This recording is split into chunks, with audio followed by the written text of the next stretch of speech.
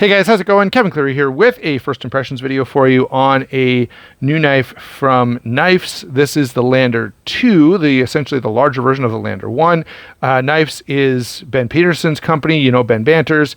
He's previously had, you know, the wee Banter and the baby Banter and the Banter XL. I don't know what the big Banter, that's what it is, the big Banter.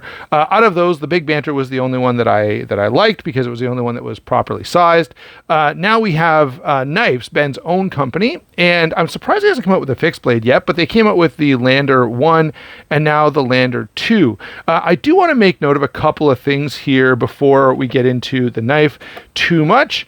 By way of first impressions, I just want to show you a couple of cool things here. So get that bag out of the way. First of all, comes with hardware, so you can fully change out the hardware if you have any problems, Omega spring problems especially. It also comes with a little kind of cool poster that presumably would help with disassembly, and does talk about the fast swap scales. So this is pretty cool. You can take the scales off without taking apart the whole knife, and they've also shared a file, and if you go on the Knafs website, you can see the file is just a simple download. So I'll be curious if anyone has done this. I know there are a few guys on Canadian Knife and Gear who are sharing stuff they 3D printed all the time. So if one of you guys is watching this and has done this, let me know. I'd be curious about that. But it is kind of cool that, you know, this knife is specifically designed to be scale swapped and modified to suit the buyer. All right, let me put this stuff out of the way and I'll give you a quick look at the knife and notice some of the other features that to me were pretty compelling. Oh, I forgot to put the bag back in the box. Sorry, guys. Just drop that guy in there. Okay. So, first off, blade up here, drop point, sort of a saber grind, sort of maybe a modified saber grind, and it's a bit of a, you know, more of a drop, say, than a, I don't know, it's a spearish point, let's just call it that. We've got micarta scales on this one. This was actually a scale swap between this and the blue. So the blue normally came with the stonewash blade and the micarta came with the black blade, but the previous owner did a blade swap on this.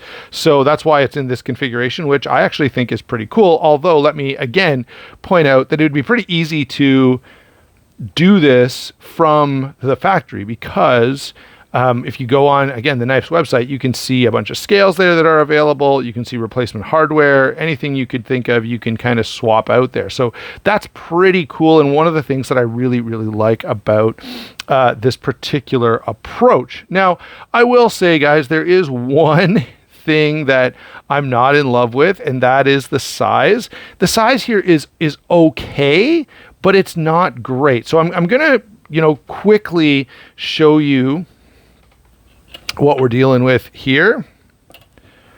Okay, so there you can see overall we're like around 7.5 inches. The blade is like 3 1/4 ish, and the handle, actually let's do a close measurement since you're going to be carrying this in your pocket. You want to know that it's 4 1/4 inches closed. Pretty generous grip area, at least for me. I can easily get my 4 fingers on it, so 3 5/8 grip area there. So that is on the smaller end of the spectrum for what I like to use and carry. It does perfectly fit Ben's sort of preferences. He tends to lean toward the smaller knives. And I think I've mentioned before in a video how he did two videos with the late Boy Scout a number of years ago, like probably in like 2012 or something. Where they went through here's a bunch of knives that Ben really liked, and here's a bunch of knives that he would never carry. And essentially his complaint about all the knives he would never carry were they were all too big, and all the knives that he liked were all like 3-inch blades or under. And of course, as I watched those two videos, I really liked the late Boy Scout back then. I still like the late Boy Scout. His content has changed a little, so I don't watch him as much. Anyway, essentially, if you took those videos and reversed them, like all the knives that Ben hated, I loved and would want every single one of them. So that kind of, so I have I'm a little biased toward Ben's designs. I just assume that they're all going to be too small right off the top. And this one is a little bit small. And this is the large version of this knife. Okay. So having said that, let's come back to the features we're talking about here. So blade, we've got this flat grind, sort of a saber-ish grind, nice and thin behind the edge, fairly thin blade stock as well. So it's going to be pretty slicey, good as an EDC knife, which is of course how this is designed. It's not meant to be, hard use or tactical or anything like that. And that's kind of in keeping with the blade stock that it's got. It is on bearings with a clutch lock. So this is the Kaiser, version of the crossbar lock, and it is great. I have to say, I think Kaiser has perfected the crossbar lock. This, I've had this on the Escort, and the Kaiser Escort, if you don't have one, is absolutely perfect. It is so good. Now, it's a little on the small side as well. I complained a little about that in my video on it, but the action is just perfect. And so the way they've done that is, or one of the ways they've done that is slightly heavier Omega springs than what Benchmade uses. And the ability, I need a light here. There we go. Oh, maybe too bright. Try to show you the dots in there. There you go. So you can see the little holes there in the scale just past my thumb. What those do is they allow you to move where the Omega spring connects into the frame, and by doing that, you can adjust the spring tension, which is going to adjust the detent of the knife and the overall firmness of the crossbar lock there. So that is really, really good. And I have to say, this is so fidgety, guys. It's just unbelievable how bad you want to just play with this knife when you're holding it. Absolutely excellent. So a lot of credit there. Micarta here is really nice, full stainless steel liners. A couple other things that they've done really well. First of all, these liners are easily swappable. Secondly, we've got a nice spacer here, which allows you to switch this to left side tip up carry if you wanted to do that.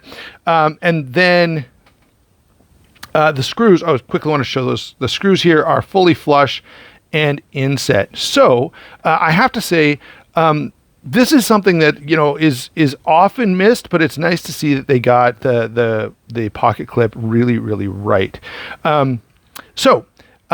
Very, very compelling. A bunch of really interesting stuff going on here. Oh, I didn't weigh this. I kind of got off track when I was doing the measurements. Let me just throw scale in here and I'll give you a weight. 2.7 ounces. So that's pretty darn good. And it seems to me that this knife is largely built to compete with the Benchmade bug out. And it's around that size, which is, as I said, a little too small for me, but it doesn't feel as chintzy as the bug out. It feels much more substantial in hand. I can get maybe a little bit of flex there, but not nearly like what happens with the bug out. And at 2.7 ounces, I think they've done a really, really nice job of size and weight for most people, but not really, I tend to like things a little bit bigger. Okay, so there you go. Quick first impression on the Knafs Lander 2. Very, very well done, Ben. As I have said in so many videos before, and I'm sure I'll say in many more videos in the future, I wish it was a little bit bigger. About half an inch bigger, 3/4 of an inch bigger would be just an absolute home run. As it stands, this is still a really nice little knife, and I look forward to carrying this and spending some time with it. And I will come back with a full review after I've spent a little time and after I've had to put an edge on it and used it for some various things. But for a first impression, I have to say I'm pretty darn impressed, and I was kind of excited to get my hands on this, and I'm not disappointed. There you go, guys. Thanks a lot for watching. Don't forget to like and subscribe. We will talk to you soon.